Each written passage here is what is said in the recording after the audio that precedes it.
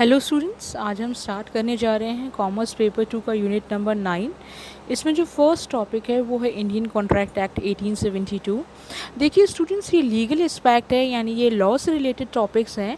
तो इसके लिए ज़रूरी है कि हम हर एक टॉपिक के साथ में सेक्शंस को भी याद करते जाएं, क्योंकि कई बार एग्ज़ाम्स में हमसे सेक्शन से रिगार्डिंग क्वेश्चंस पूछे जा सकते हैं, बिकॉज ये लॉ से रिलेटेड है। और मेरा ये जो वीडियो है इसमें आपको इंडियन कॉन्ट्रैक्ट एक्ट 1872 से जितने भी हमारे यूजीसी नेट में जो टॉपिक्स दिए गए हैं सिलेबस में, वो सारे इस एक ही वीडियो में मिल जाएंगे। तो एक ये बहुत प्रिसाइज और सिस्टमेटिक वीडियो मैंने बनाया है जिसमें आपको सारी नॉलेज मिल जाएगी। और जब भी हम लॉ को पढ़ते हैं तो ये ज़रूरी होता है कि हम हर एक चीज़ को एग्जाम्पल से समझें, क्योंकि लॉ में हर एक वर्ड का अपना एक अलग वैल्यू होता है और मीनिंग होता है। अगर हम एक भी वर्ड मिस कर जाते हैं तो पूरा का पूरा जो कंसेप्ट होता है वो मिस हो जाता है। तो अगर आप मेरे इस वीडियो को देखते हैं तो आपके जितने भी डाउट्स हैं इंडियन कॉन्ट्रैक्ट एक्ट को लेके वो सारे क्लियर हो जाएंगे इस एक ही वीडियो में। और क्योंकि ये एक नया टॉपिक है, 2019 में ही इनकॉर्पोरेट किया गया है, तो अभी इनिशियल स्टेज ही है, तो ज़्यादा कुछ टिपिकल क्वेश्चंस नहीं पूछे जाते हैं। बस आपको सेक्शंस और उससे रिलेटेड जो भी टॉपिक्स हैं, जो कंटेंट हैं, उनकी नॉलेज होनी चाहिए आपको। तो मेरे इस वीडियो को देखने का ये बेनिफिट होता है कि मैं आपको साथ के साथ बताती चलती हूँ कि किस तरह के क्वेश्चंस पूछे गए हैं लास्ट 2 अटैम्प्ट्स में और किस तरह के क्वेश्चंस पूछे जाने की संभावना या एक्सपेक्टेशन है। तो मेरे वीडियो को देखने के लिए प्लीज़ मेरे चैनल को सब्सक्राइब कर दीजिए, और जो लोग मेरा चैनल या मेरा वीडियो पहली बार देख रहे हैं वो भी सब्सक्राइब करना ना भूलें। साथ में बेल आइकन ज़रूर दबाइएगा ताकि मैं इससे रिलेटेड जितने भी पार्ट्स अपलोड करूं उनका नोटिफिकेशन आपको टाइम टू टाइम मिल पाए और आप अपनी स्टडीज़ को कैरी ऑन कर पाएँ। चलिए स्टूडेंट्स, स्टार्ट करते हैं हम आज का टॉपिक। सबसे पहला हमसे पूछा गया है, what are the essential of valid contract. तो ये जो 5 पॉइंट्स हैं किसी भी कॉन्ट्रैक्ट को बनाने के लिए, ये जो पाँचों पॉइंट्स हैं पाँचों के पाँचों उसमें इंक्लूड होने चाहिए।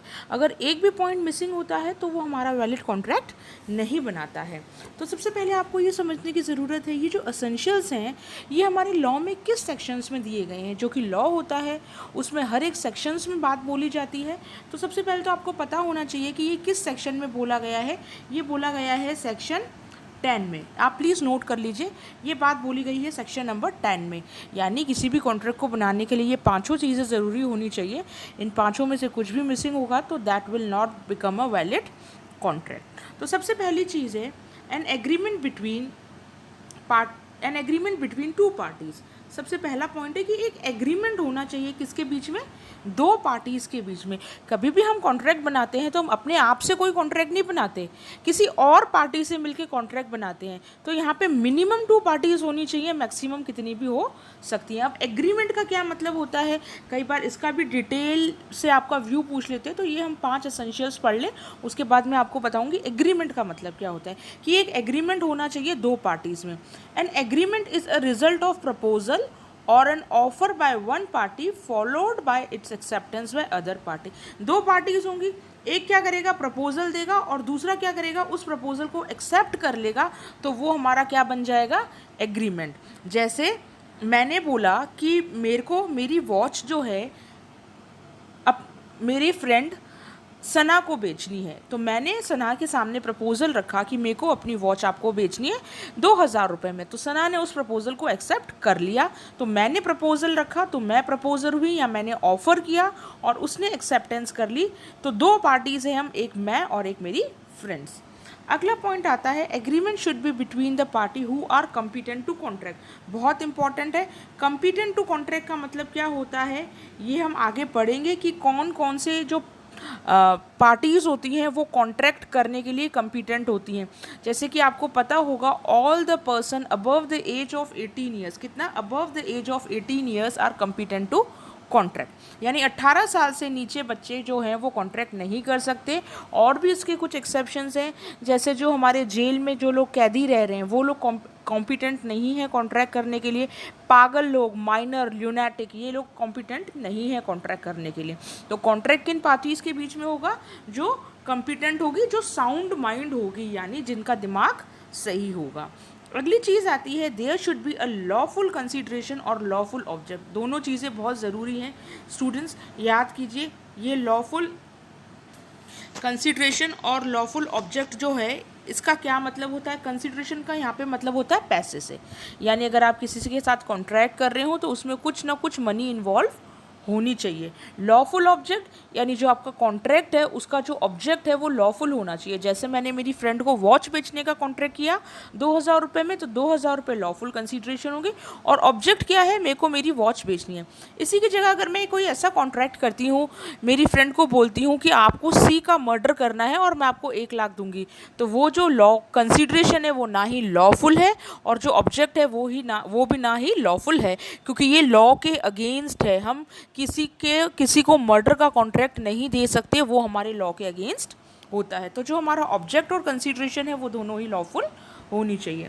अगला है there should be a free consent of party when they enter into an agreement. Free consent के बारे में आपको मैं आगे भी बताऊंगी सेक्शंस में, तो अभी के लिए आप ये समझो कि फ्री कंसेंट का मतलब होना चाहिए किसी के दबाव में आके दोनों जो पार्टीज़ हैं कॉन्ट्रैक्ट नहीं करनी चाहिए, वो अपने म्यूचुअल अंडरस्टैंडिंग से या अपने फ्री माइंड से एक दूसरे के साथ कॉन्ट्रैक्ट में एंटर होनी चाहिए।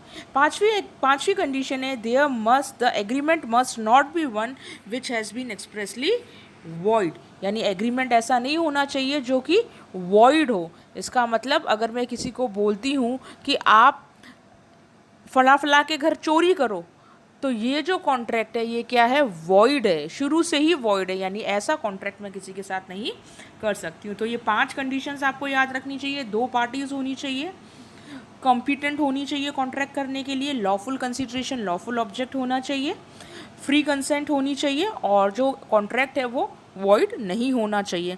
और ये आता है सेक्शन 10 में। उसके अलावा आपको इंडियन कॉन्ट्रैक्ट एक्ट भी पता होना चाहिए। ये कौन से ईयर में आया, 1872 में। कई बार आपको नाम देके मैच करने के लिए बोल सकते हैं। अच्छा, अगला जो हमारा, मैंने आपको बताया था कि मैं आपको एग्रीमेंट के बारे में बताऊंगी कि एग्रीमेंट क्या होता है। देखो यहाँ पे कॉन्ट्रैक्ट और एग्रीमेंट के बीच में फ़र्क होता है। तो जो आप देख रहे हैं अपनी स्क्रीन पे, ये है कॉन्ट्रैक्ट। कॉन्ट्रैक्ट का मतलब क्या होता है, an agreement enforceable by law is called contract, यानी ऐसा एग्रीमेंट जो लॉ के द्वारा हम एनफोर्स करा सकते हैं। एनफोर्स मतलब अगर एक पार्टी उसको करने से मना कर दे तो हम उसके खिलाफ लीगल एक्शन ले सकते हैं, उसे बोलते हैं enforceable by law. All agreements are not enforceable by law. ये जो सारे एग्रीमेंट्स होते हैं वो एनफोर्सेबल नहीं होते। तो all agreements are not contract but some agreement में बी एनफोर्सेबल बाय लॉ और अदर। तो ये क्वेश्चन 2019 में पूछा गया था कि all agreements are not contract but all contracts are agreement. तो ये बिल्कुल ट्रू स्टेटमेंट था कि जितने भी एग्रीमेंट मैं करती हूँ वो कॉन्ट्रैक्ट नहीं हो सकते, बट जितने भी कॉन्ट्रैक्ट होते हैं वो सारे एग्रीमेंट होते हैं। जैसे मैंने मेरी फ्रेंड के साथ बाहर डिनर पे जाने का एग्रीमेंट किया, यानी उसने मेरे को ऑफ़र दिया, मैंने उसके ऑफ़र को एक्सेप्ट कर दिया, बट बाद में मैंने उस ऑफ़र मेरी कुछ प्रॉब्लम की वजह से मैं उसके साथ डिनर पे नहीं जा पाई, तो वो जो एग्रीमेंट है वो एनफोर्सेबल बाय लॉ नहीं है। यूँ नहीं है वो मेरे खिलाफ केस कर देगी, ऐसा नहीं है। तो हम दोनों के बीच में एग्रीमेंट तो था बट कॉन्ट्रैक्ट नहीं था। इसी के अगेंस्ट में कॉन्ट्रैक्ट जो होते हैं वो सारे एग्रीमेंट होते हैं। जैसे मैंने मेरी फ्रेंड को वॉच बेचने का जो कॉन्ट्रैक्ट किया था वो एक एग्रीमेंट भी है, और अगर मैं उसका ब्रीच करती हूँ तो उसको जो भी लॉस होता है उस वॉच को ना मिलने से, तो वो मेरे को कोर्ट में स्यू कर सकती है। तो ये कहा गया है कि all agreement are not enforceable by law, all agreements are not contract but all contracts are agreement. That is a true statement. और आपको ये भी पता होना चाहिए जो कॉन्ट्रैक्ट एक्ट का डेफिनेशन दिया गया है वो सेक्शन 2H में दिया हुआ है। अगला हम पढ़ते हैं कि एग्रीमेंट का मतलब क्या होता है।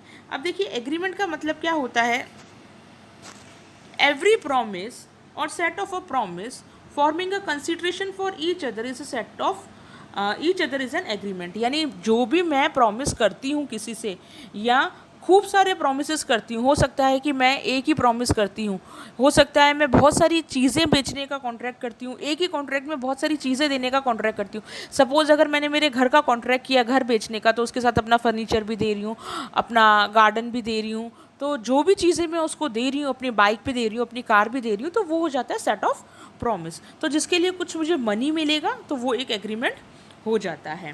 इसमें आप एग्जाम्पल देख सकते हैं, वही वॉच वाले एग्जाम्पल दे के रखा है। तो यहाँ पे क्या होता है, एक पार्टी तो क्या देगी, प्रपोजल देगी, और दूसरी पार्टी क्या करेगी, उस प्रपोजल को एक्सेप्ट करेगी। तो एक पार्टी तो क्या करेगी, प्रपोजल देगी, और जो दूसरी पार्टी है उसको एक्सेप्ट करेगी। तो 2 पार्टीज होना ज़रूरी है। तो जो भी एक्सेप्टेंस ऑफर प्रपोजल और प्रपोजल का जो एक्सेप्टेंस होता है वो एग्रीमेंट बन जाता है। तो the promise from 2 party to one another is known as an agreement. तो दोनों ने एक दूसरे के साथ जो प्रॉमिस किया उसे हम क्या बोलते हैं, एग्रीमेंट बोलते हैं। तो और मैंने आपको बता दिया जो सारे एग्रीमेंट्स होते हैं वो कॉन्ट्रैक्ट नहीं होते, बट सारे कॉन्ट्रैक्ट्स एग्रीमेंट होते हैं। अब एग्रीमेंट देखो कहाँ पे डिफाइन किया, कौन से सेक्शन में डिफाइन करके रखा है, एग्रीमेंट है 2E में, और जो प्रपोजल है हमारा वो कहाँ पे डिफाइन करके रखा है, प्रॉमिस को 2B में डिफाइन करके रखा है। ये कुछ सेक्शंस में आपको इसलिए याद करवा रही हूँ, कई बार मैच करने के लिए आ जाते हैं।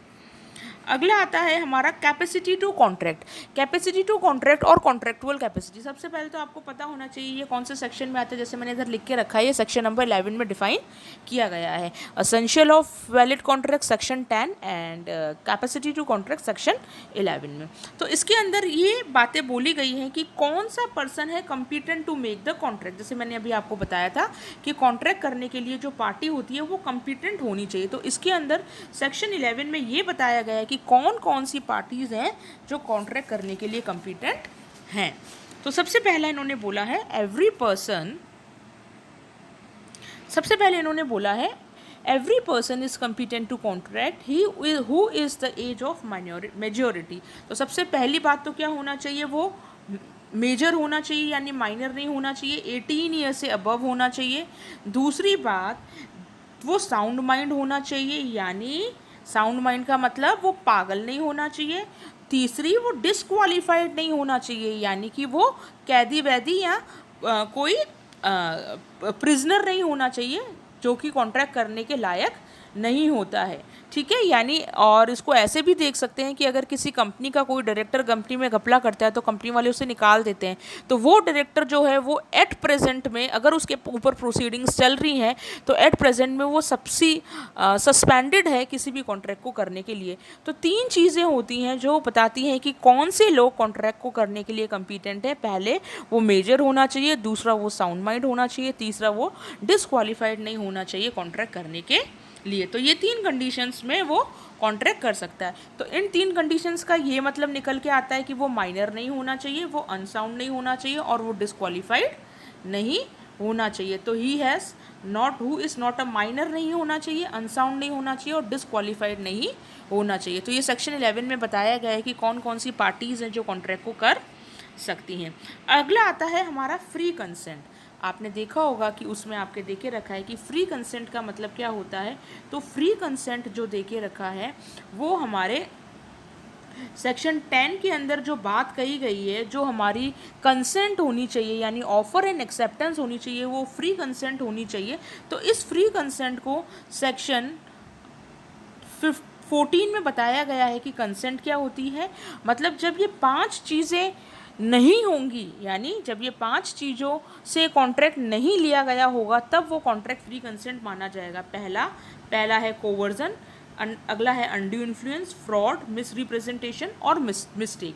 जब कॉन्ट्रैक्ट जो 2 पार्टीज़ करती हैं उनके बीच में ये 5 चीज़ें नहीं होंगी या इन 5 चीज़ों की वजह से कॉन्ट्रैक्ट नहीं बना होगा तो उसे हम बोलेंगे फ्री कंसेंट। तो इनके सेक्शंस बेटा आपको याद करने हैं क्योंकि ये सेक्शंस पूछे जाते हैं। तो सबसे पहले आता है कोवर्जन। कोवर्जन का मतलब होता है जोर ज़बरदस्ती करके, किसी को फोर्स करके किसी कॉन्ट्रैक्ट में एंटर करवाना। तो कोवर्जन किस में देके रखा है, सेक्शन 15 में। याद रखना है आपको सेक्शन 15 में। अब मैं आपको इसके साथ साथ ये भी बताती जाती हूँ कि कोवर्जन क्या होता है। देखो सेक्शन 15 में देके रखा है कोवर्जन। कोवर्जन का मतलब क्या होता है कि कोवर्जन इज कमिटिंग और threatening to commit an act forbidden by Indian penal code और अनलॉफुल डिटेनिंग, थ्रेटनिंग। सबसे पहले तो क्या होता है, सबसे पहले तो है कमिटिंग, थ्रेटनिंग टू कमिट और forbidden by Indian penal code, यानी किसी को अनलॉफुल डिटेन, यानी किसी को मैंने किडनैप कर लिया और उससे किसी पेपर पे साइन करा लिया। थ्रेटनिंग यानी उसे डरा दिया कि अगर तुम ये नहीं करोगे तो मैं तुम्हारा किडनैप करवा दूंगा, तुम्हें मरवा दूंगा। ठीक है, तो अनलॉफुली या ज़ोर ज़बरदस्ती मैंने उसको क्या कर दिया, उसकी किसी भी प्रॉपर्टी के रिगार्डिंग में कुछ भी कॉन्ट्रैक्ट बनवा दिया या किसी भी पेपर पे उससे साइन करा दिया, तो वो जो कॉन्ट्रैक्ट है वो एनफोर्सेबल नहीं होगा। तो जब चाहे वो पर्सन उस कॉन्ट्रैक्ट को कोर्ट में चैलेंज कर सकता है और वॉइड करा सकता है। तो सबसे पहला तो है जो कोवर्जन के थ्रू कॉन्ट्रैक्ट नहीं होना चाहिए। ये आता है सेक्शन नंबर 15। अब सेक्शन नंबर 16 क्या बोलता है कि अनड्यू इन्फ्लुएंस नहीं होना चाहिए। अनड्यू इन्फ्लुएंस मतलब बिना बात के प्रेशर नहीं होना चाहिए। Where the relation subsisting between the party are such that one party is in a position to dominate the will of other, यानी एक पार्टी ऐसा है जो दूसरे की इच्छा को डोमिनेट कर सकती है। जैसे हमारे फैमिली मैटर्स जो होते हैं, जो हमारे बड़े फादर होते हैं, घर के जो बड़े होते हैं, वो क्या करते हैं, बच्चों की इच्छा के बिना ही उनकी शादी कर सकते हैं, क्योंकि वो डोमिनेटिंग पावर में होते हैं। डोमिनेटिंग पावर मतलब जिनकी घर में चलती है, जिनकी घर में धाक है, तो वो क्या कर सकते हैं, दूसरों को क्या कर सकते हैं, जोर ज़बरदस्ती के अंडर किसी भी कॉन्ट्रैक्ट में भेज सकते हैं। तो वो अनड्यू इन्फ्लुएंस, जोर ज़बरदस्ती वाला कोई भी किस्सा नहीं होना चाहिए। यानी दो लोग जैसे अगर बाप बेटे हैं तो ऐसे रिलेशन में है कि बाप अपने बेटे को इन्फ्लुएंस कर सकता है कुछ गलत काम करने से, और अगर इस तरह का भी कोई कॉन्ट्रैक्ट बना है तो वो भी क्या हो जाएगा, वॉइड हो जाएगा, वैलिड नहीं होगा। तो अनड्यू इन्फ्लुएंस नहीं होना चाहिए।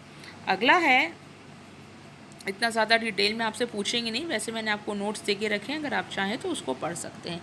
अगला आता है मिस रिप्रेजेंटेशन। मिस रिप्रेजेंटेशन का मतलब होता है कि फॉल्स स्टेटमेंट, यानी कुछ भी गलत कमिट करके, यानी फॉल्स इंटेंशन टू डिसीव, यानी किसी को धोखा देना। डिसीव मतलब किसी को धोखा देने के लिए हमने कुछ भी गलत कमिट कर दिया। हमने बोल दिया कि भाई तू ये चीज़ कर ले, इससे क्या होगा, इससे तेरे को इतना सारा प्रॉफिट होगा, तू ये बन जाएगा, तू वो बन जाएगा। यानी किसी को धोखा देने के लिए हमने इनिशियली उसे कॉन्ट्रैक्ट, उसे बड़े बड़े सपने दिखा के उसे कॉन्ट्रैक्ट साइन करवा लिया, यानी मिस रिप्रेजेंटेशन करके उससे हमने कॉन्ट्रैक्ट साइन करा लिया, तो वो भी कॉन्ट्रैक्ट नहीं होगा, उसे एक फ्रॉड माना जाएगा। तो मिस रिप्रेजेंटेशन भी नहीं होना चाहिए।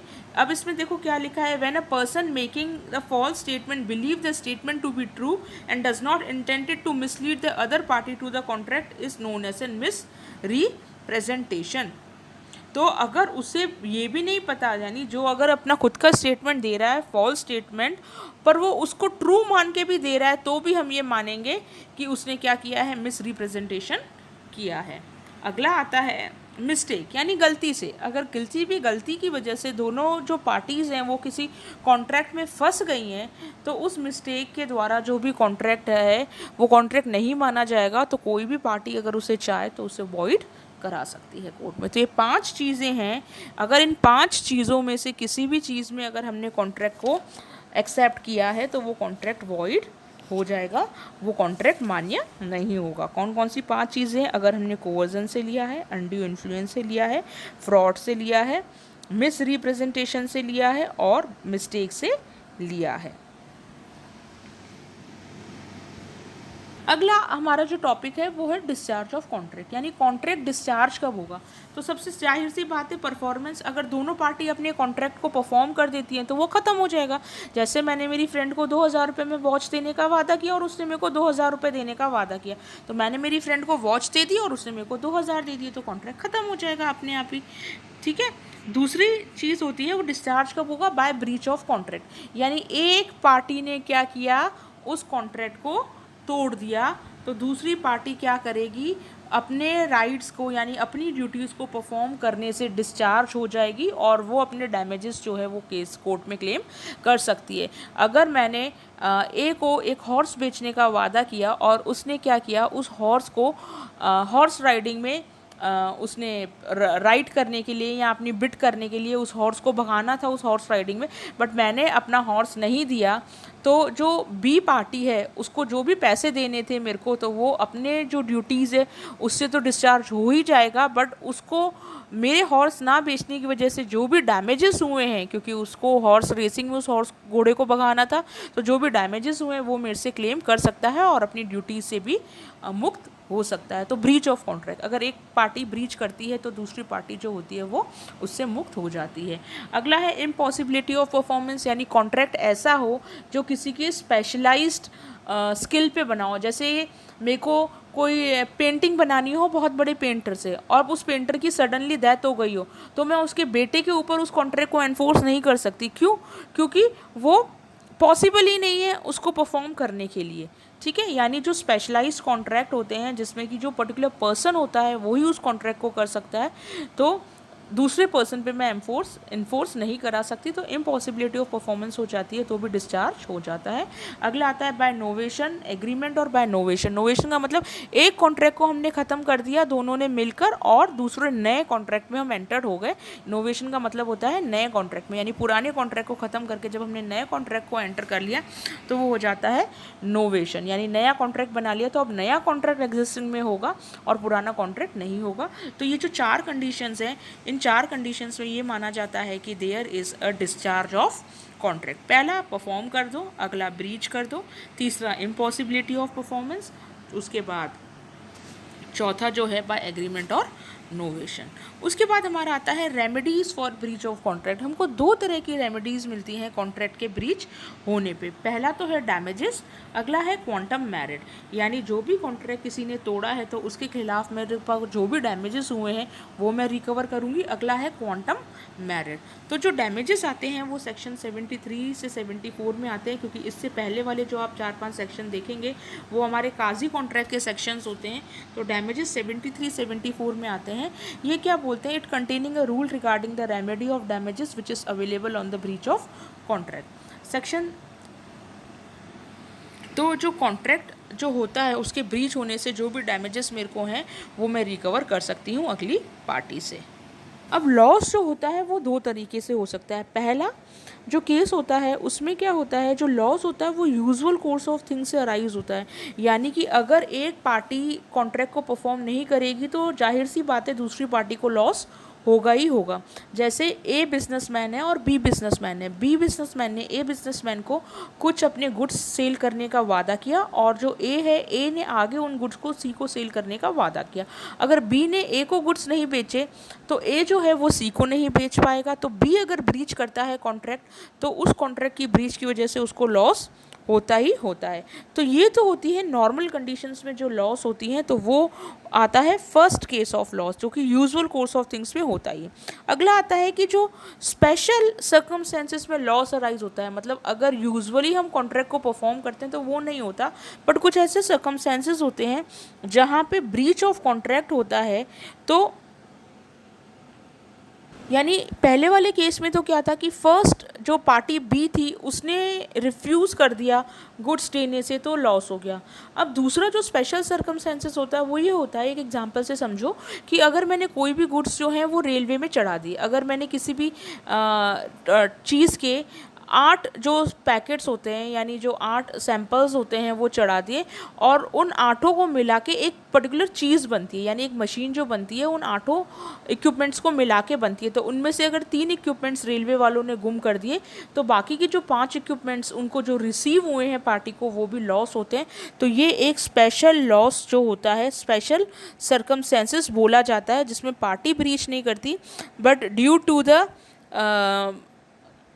जो default of the third party जो हमें लॉस होता है उसे हम बोलते हैं स्पेशल सर्कमस्टेंसेस। तो इस केस में जो होता है वो थर्ड पार्टी को पेमेंट करना पड़ता है।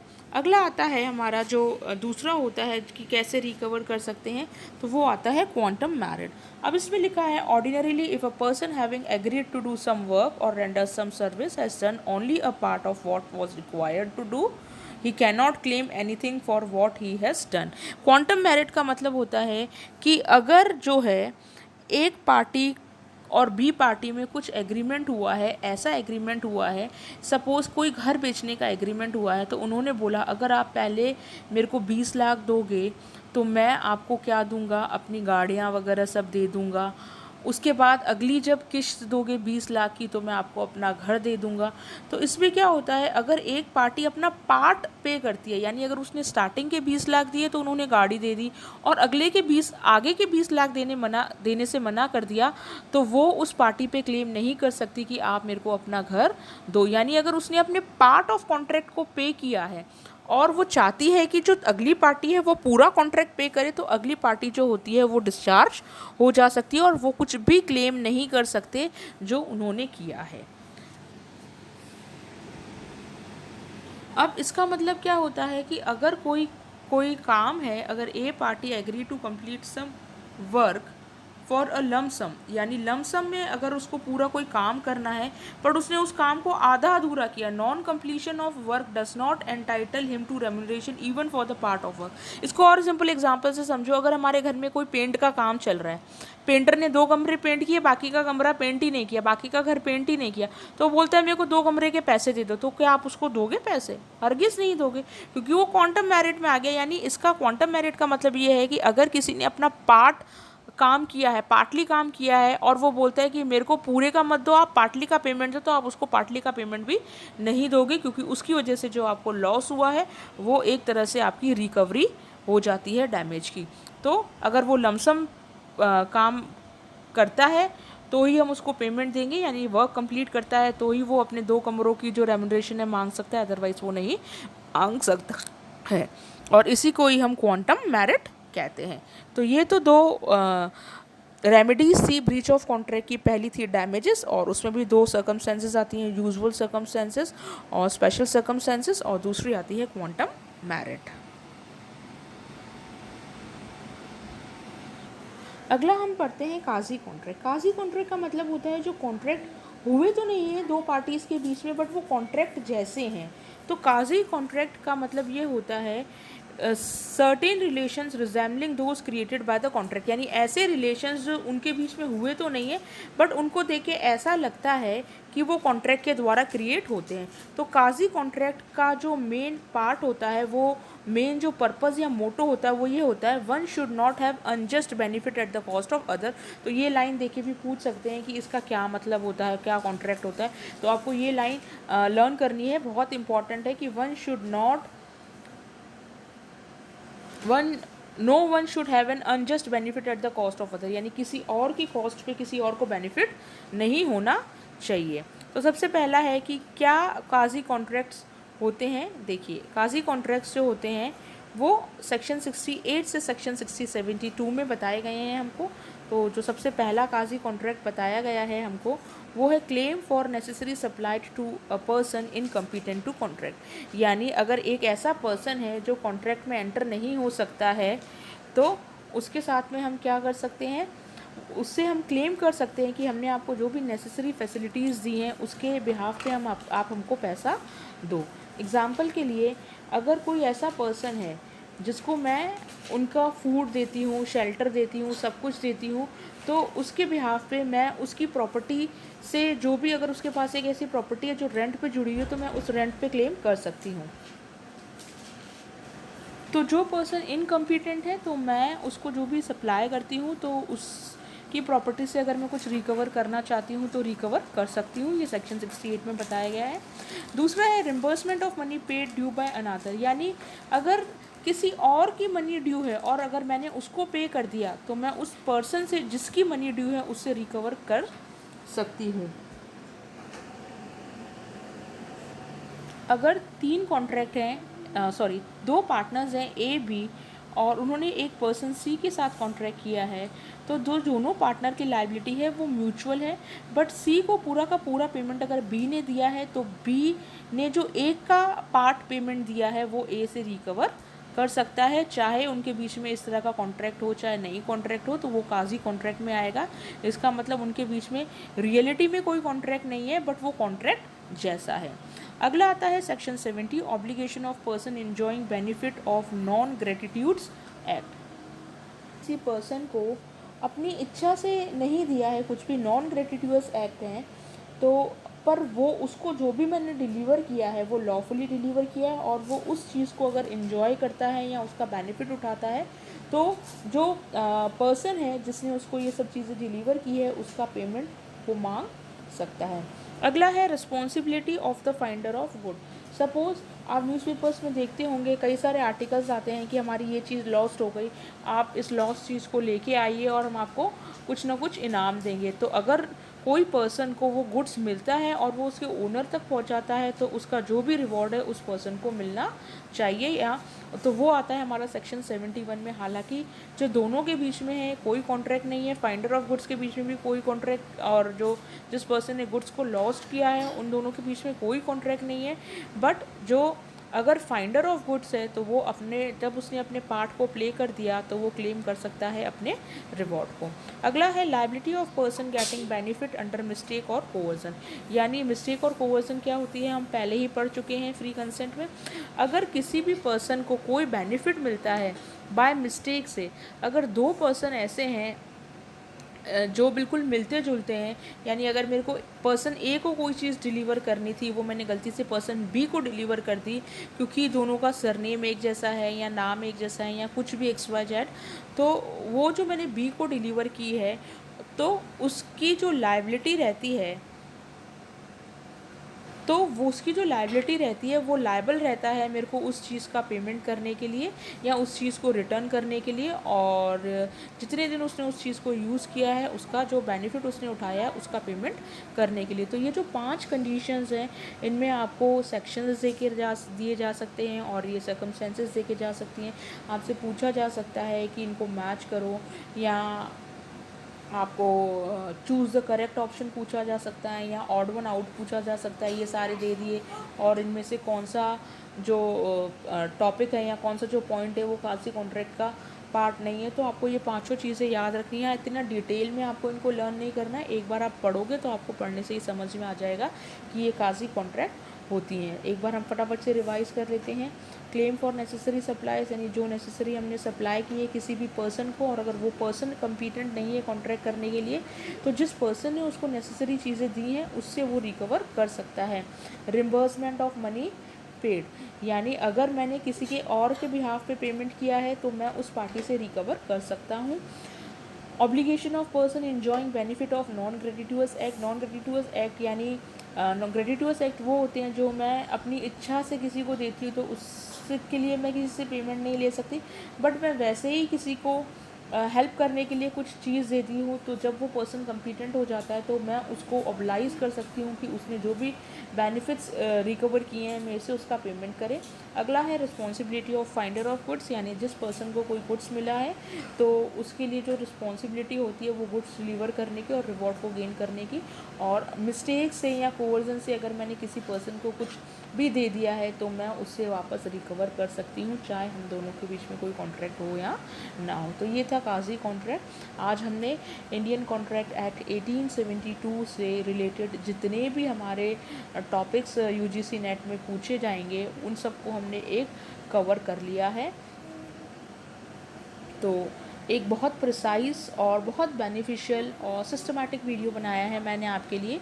आई होप आपको ये वीडियो समझ में आया होगा क्योंकि मैंने आपको सारा वीडियो एग्जांपल्स के साथ समझाया है।